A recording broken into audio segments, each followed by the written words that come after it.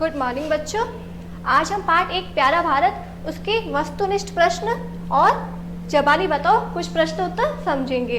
Okay, चलो start करते हैं।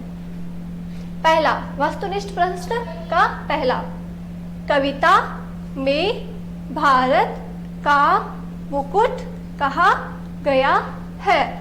तो कविता में भारत का मुकुट किसे कहा गया है? पहले अपन ऑप्शन देखेंगे। क गंगा को, ख यमुना को, ग सागर को, घ हिमालय को। तो किसे कहा गया है भारत का मुकुट? हिमालय को। किसे कहा गया है? हिमालय को। जो सही ऑप्शन होगा उस पे हम राइट कर देंगे। ओके। दूसरा, समुद्र रोज चरण धोता है। समुद्र रोज किसके चरण धोता है? हिमालय का। ख भारत का, ग कृष्ण का, या ग सभी का? इसमें क्या ऑप्शन होगा? समुद्र रोज चरण धोता है। किसके चरण धोता है? हिमालय के? नहीं, किसके धोता है? भारत के। भारत का चरण धोता है। अंतर्यामी शब्द का प्रयोग किसके लिए किया गया? अंतर्यामी शब्द का प्रयोग किसके लिए किया गया था?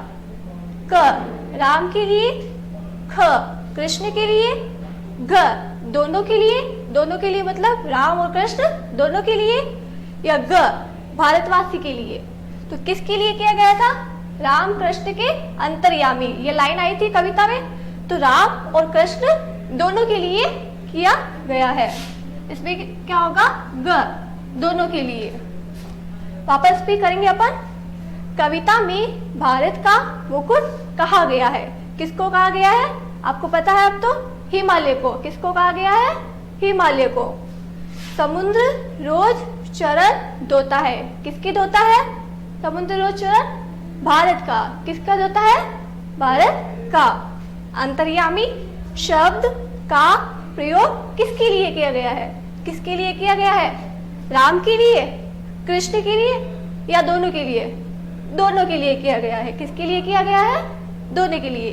ये हो गए वस्तुनिष्ठ प्रश्न। अब हम पढ़ेंगे जबानी बताओ। मतलब प्रश्न दिए हुए हैं, आपको लिखे हुए दिखाई दे रहे हैं, उसके हम उत्तर लिखेंगे। सबसे पहले हम प्रश्न पढ़ेंगे। हम सबको कौन सा देश प्यारा है? हम सबको कौन सा देश प्यारा है? आपको पता होगा, आपने कविता पढ़ी है। हम सबको कौन सा देश प्यारा है? हम सबको भारत देश प्यारा है। तो उत्तर क्या होगा? हम सबको भारत देश प्यारा है। ओके। भारत का मुकुट किसे कहा गया? भारत का मुकुट किसे कहा गया है? भारत का मुकुट किसे कहा गया है? हिमालय को। तो हम उत्तर लिखेंगे, भारत का मुकुट हिमालय को कहा गया है।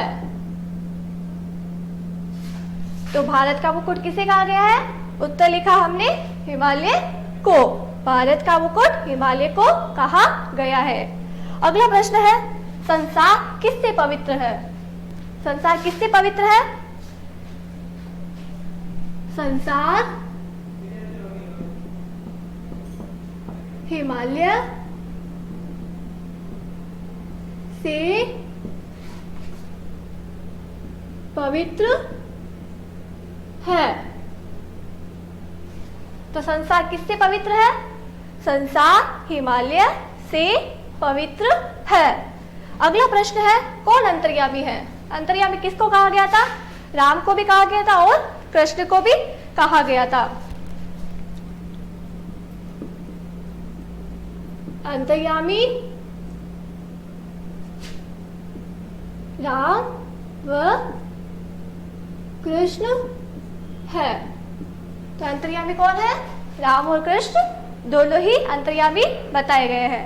वापस पे करेंगे हम सबको कौन सा देश प्यारा है? हम सबको भारत देश प्यारा है।